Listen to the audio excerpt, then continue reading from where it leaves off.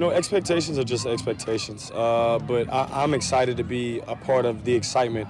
I've really, like I said, I've watched from afar kind of, the struggles, whether they didn't win a game that one year and then they won a game and now they went from 7-9. I feel like it's just been on the come up. It's just that time. And I just want to be able to give absolutely everything I have and see where we land with that, starting with, training camp to then preseason to then the first game of the season. Try not to look too far ahead. I feel like in the past I've always come in and been like, I want to win Super Bowls. Obviously that's the goal. It's the only reason you do this. But really just want to slow it down this time, take it day by day, week by week, and see where we end up. Hey, speaking of camp, what's the main thing you want to accomplish in this first camp with your new team? Definitely want to. I got to learn everybody. It's just always been something that I've had relationship with all. When we start training camp, there's 90 or 100 of us.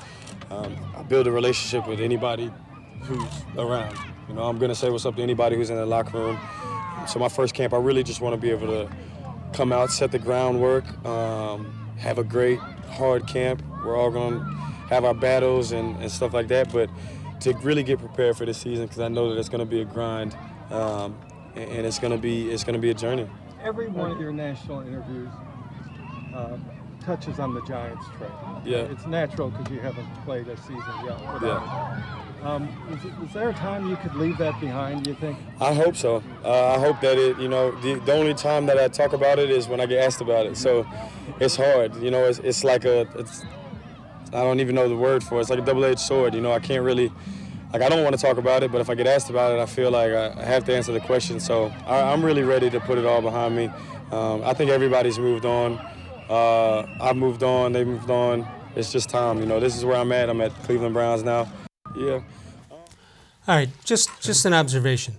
Things are going to change throughout the season, but right now he doesn't look or sound like the guy that everybody said was trouble.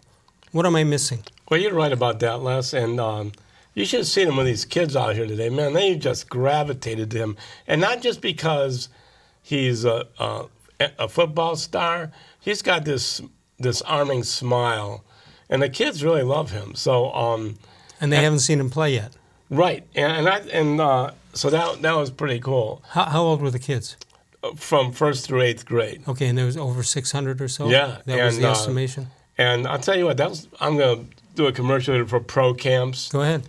They really know how to put these things on. And they do it all over the world and for different sports and all over the country for the NFL guys. Right. And the same group put on Corey Kluber camp out in Menor last month.